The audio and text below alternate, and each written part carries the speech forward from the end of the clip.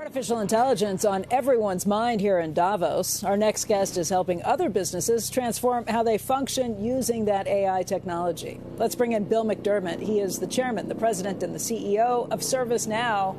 And Bill, this has been a hot topic here in Davos this year, but I've been kind of amazed reading through what ServiceNow is doing to try and help productivity. I read an interview, I think that you did with David Rubenstein, who was just here earlier, where you said you can take an engineer right now and make them 50% more productive. Yes. How? What happens? How does that work? It's an amazing once-in-a-generation moment where generative AI meets the ServiceNow platform. So we now have engineers texting to actually code.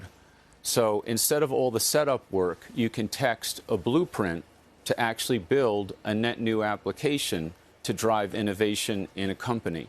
And the cycle time to do that has been reduced dramatically because you're getting right to the coding process. Example. Yeah, I still don't understand. Dumb it down for me. Well, let's just say you want to build a employee rewards program. CEO has an idea, I want to make my people happy on Gen AI. You can text the idea of the employee rewards program, and that will create a blueprint right out of a text. Then an engineer actually codes that right to the ServiceNow platform, and you're doing that at a cycle time that's half of what we used to do it at.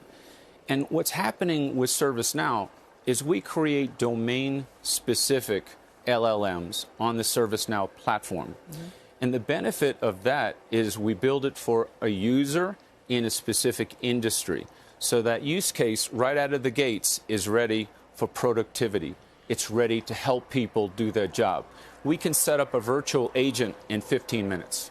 You're kidding me. I mean, you think of the productivity gains that you can have with that. It's kind of amazing. But then you think of the other side of that, of what that means for job creation or potentially job losses. It's a replacement of the basic human needs. It's unbelievable how it generates productivity. And what the CEOs here in Davos are talking about is transformation. How do I take digital transformation and up it one level with generative AI to what I have termed business transformation management? How do I look at my enterprise on an end-to-end basis, from my technology to my people to my customer to those creators that are driving innovation? And how can I do that on a common platform? And Becky, there's 50 years that have been created of siloed applications in every enterprise. And in the era they were bought, they were the best out there. But now, Steve Jobs came up with the iPhone in 2008, and everybody has in their pocket a machine that is 900 million times faster than the Apollo Command Center. And they want to do all their work on that phone, that smartphone. And that changed everything. Very quickly, just in terms of there being demand for this for companies out there all wanting to figure out AI, how much willingness is there to spend on these initiatives? Because they're not cheap.